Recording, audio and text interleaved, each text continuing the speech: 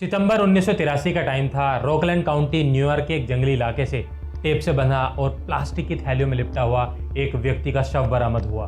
उसके सिर में सिर्फ एक ही गोली लगी थी।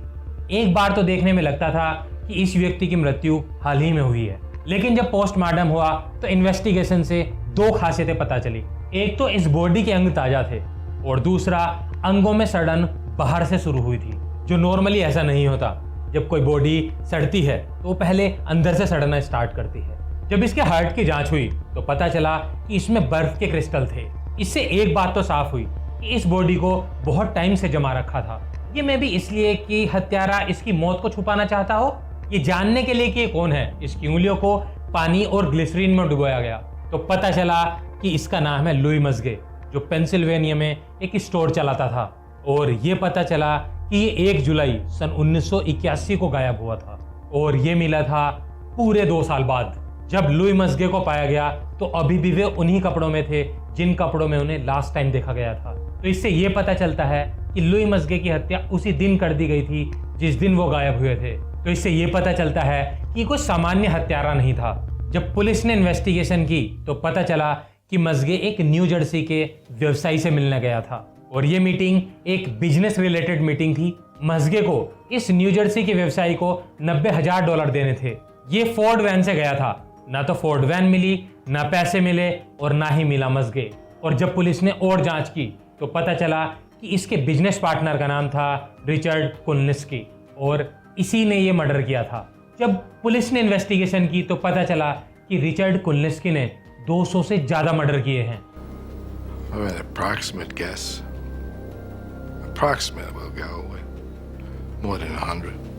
लेकिन इसने ऐसा क्यों किया, ये इतना बुरा कैसे बना? आइए जानते हैं ये सब मेरे साथ। मैं हूं स्वर्ण कुमार और आज इस टॉपिक में हम डिटेल में जानेंगे। और अगर आपको ये हमारी वीडियोस अच्छी लग रही हैं तो आप हमारे चैनल को सब्सक्राइब करें और बेल आइकन दबाना ना भूलें। तो आइए चलते हैं रिचर्ड कुल्निस्की के बचपन में। रिचर्ड कुल्निस्की जब एक बच्चा था तो इसके माँ बाप इसके साथ रोजाना मारपीट करते थे। इसका पिता शराबी था और इसे रोज पीटता था। एक बार तो इसके पिता ने नशे में अपने बड़े लड़के फ्लोरियन को पीट पीट कर मार डाला और इसके बाद इसके बाप ने परिवार छोड़ दिया। बाप के जाने के बाद ऐसा नहीं है कि इसकी जिंदगी आसान हुई, बल्कि और बद से बदतर होती चली गई। अब इसकी माँ इसे नियमित रूप से पीटती थी। इसके पीछे इसकी माँ का यह मानना था कि बच्चों का पालन पोषण एक सख्ती के साथ होना चाहिए। ऐसा आप अपने इंडिया में अक्सर देखते हैं कि माँ बाप ज्यादा सख्त होते हैं। माँ बाप के अलावा भी रिचर्ड की जिंदगी में बहुत सारे चैलेंजेस थे। ये शरीर में शुरू में कमजोर था और छोटा भी था, जिसके कारण पड़ोसियों के बच्चे इसे अक्सर बुली करते रहते थे। अब जब कोई अपनी जिंदगी में इतना परेशान होगा, माँ बाप से भी पीटेगा, बाहर बच्चे भी उसे पीटेंगे, तो फ्रस्ट्रेट तो होगा। तो उसकी फ्रस्ट्रेशन निकली कुत्ते और बिल्लियों पर। ये कुत्ते और बिल्लियों को ऐसे काटता था जैसे आप सब्जी काटते हो। 1948 में जब रिचर्ड मात्र 13 साल का था तब उसने पड़ोस में रहने वाले एक लड़के से एक बदला लिया। उसका नाम था चार्ली लेन। इसने चार्ली लेन को लकड़ी के डंडे से पीट पीट कर मार डाला। इसके बाद इसने चार्ली लेन के हाथों की सारी उंगलियां काट दी और जिससे उसके शरीर की ना पहचान हो सके, इसके लिए उसने उसके दांत निकाल दिए। और इसके बाद वो लगा अपने मोहल्ले के उन सारे बच्चों के पीछे जो उसे बुली करते थे और इसने लगभग सभी को लोहे की रॉड से पीट पीट कर मार डाला। और जैसे जैसे ये बड़ा होता गया फिर इसका बड़ा नाम होता गया। इसका शॉर्ट फ्यूज होने के कारण लोग इससे डरते थे। इसका एक ही शौक था, वो था लोगों को मारना।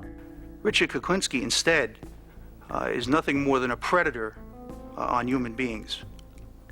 मैनहट्टन में अपने खाली समय में ये किसी भी आदमी को मार देता था। ये उन व्यक्तियों को अक्सर मारता था जिन्होंने इसके साथ दुर्व्यवहार किया हो।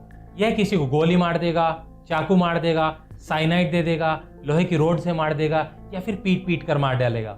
लेकिन यह कभी भी किसी औरत को नहीं मारता था।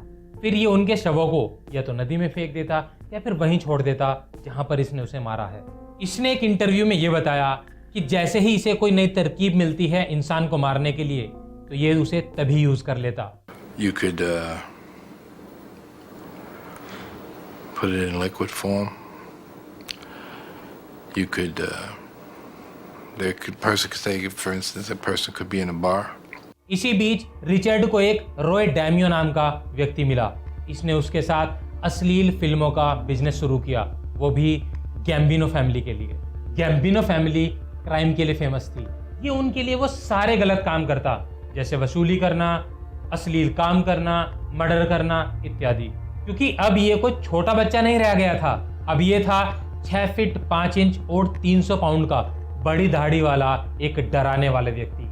इसने अपने 30 साल के करियर के दौरान ये दावा किया कि मैंने 200 से ज्यादा कत्ल किए हैं। जब लोगों के मारने की बात हो तो रिचर्ड हर तरीके से माहिर था।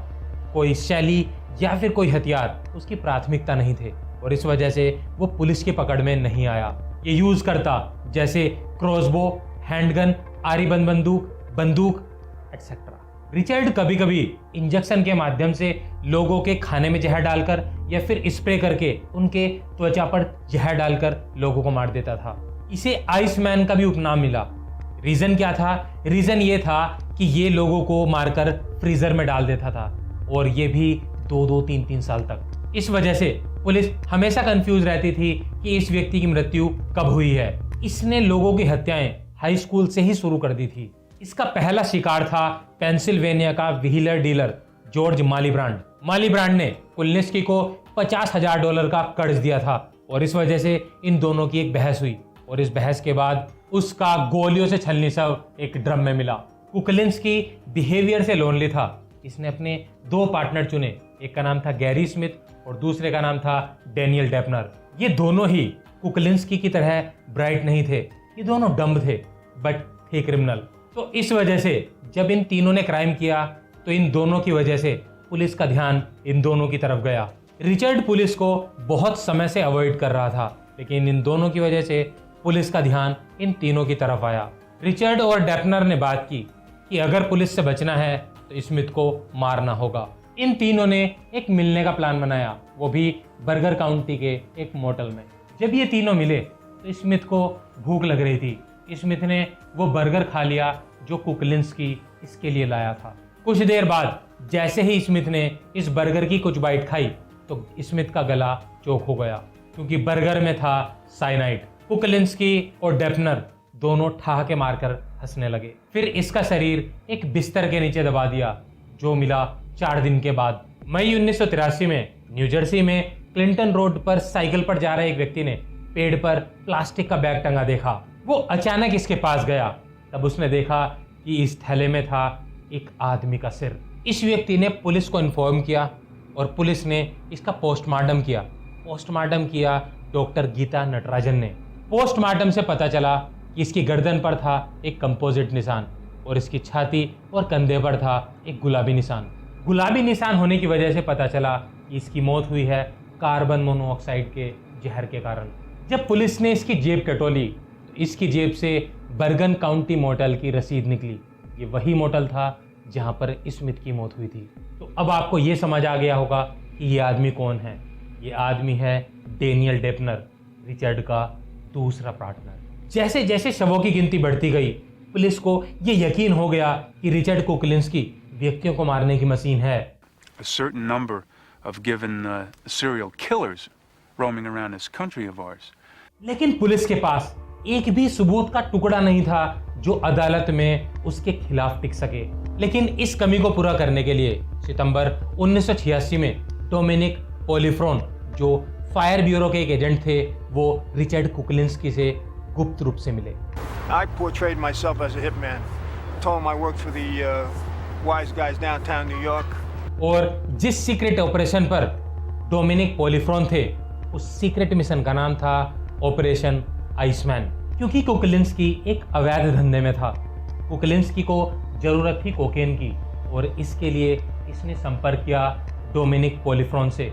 डोमिनिक पोलिफ्रोन ने ये वादा किया कि मैं आपको कोकेन उपलब्ध कराऊंगा $31,500 पर किलो पर। लेकिन पोलिफ्रोन ने कुकलिंस्की से एक सुझाव मांगा। उसने कहा कि उसे एक अमीर आदमी परेशान कर रहा है, तो मैं क्या करूं? कुकलिंस्की ने पोलिफ्रोन से कहा कि तुम उसे बहुत सारे तरीकों से मार सकते हो और एक नायाब तरीका है साइनाइड। कुकलिंस्की ने पोलिफ्रोन से कहा कि आपको कुछ नहीं करना, सिर्फ साइनाइड सुंघाना है उस अमीर आदमी को। कुकलिंस्की ने पोलीफ्रोन को बताया कि कैसे इसने नाक पर रुमाल बांधकर एक आदमी को भरी भीड़ में मार दिया था। जब कुकलिंस्की ने पोलीफ्रोन को यह आइडिया दिया कि तुम उस व्यक्ति को साइनाइड से मार सकते हो, तो पोलीफ्रोन ने कुकलिंस्की से कहा कि मेरे पास साइनाइड नहीं है। तो कुकलिंस्की साइनाइड देने के लिए तैयार हो गया पोलीफ्रोन को। 17 दिसंबर 1986 को दोनों की मुलाकात न्यू जर्सी के एक बस स्टॉप पर हुई। पोलीफ्रोन अपने साथ 3 तले हुए अंडों के सैंडविच लाया था, जिसे इसे देना था उस अमीर आदमी को जो पोलीफ्रोन को परेशान कर रहा था। और योजना ये थी कि ये सैंडविच उस अमीर व्यक्ति को एक मोटल में देंगे। कुकलिंस्की ने पोलीफ्रोन से 3 सैंडविच लिए और उन पर साइनाइड लगाने अपने साथ ले गया, और यहीं पर कुकलिंस्की फायर एजेंट के जाल में फंस गया। कुकलिंस्की को पकड़ लिया गया और उन सैंडविच की एक लेबोरेटरी में जांच हुई, तो उस जांच में पता चला कि कुकलिंस्की ने साइनाइड मिला दिया था उन 3 सैंडविच में। और इस तरह कुकलिंस्की पर 5 मर्डर के आरोप सच साबित हुए। मार्च 1988 में अदालत ने कुकलिंस्की को 5 हत्याओं का दोषी माना और कुकलिंस्की को सजा हुई आजीवन कारावास की। लेकिन 5 मार्च 2006 को कुकलिंस्की की मृत्यु हो गई। इसकी मृत्यु भी संदिग्ध अवस्था में हुई और कहा जाता है कि किसी ने इसे मार दिया, क्योंकि रिचर्ड के खिलाफ भी बहुत लोग थे। और अगर आपको हमारी ये इन्वेस्टिगेटिव वीडियोस अच्छी लग रही हैं तो बेल आइकन दबाएं, सब्सक्राइब करें और वीडियो देखें।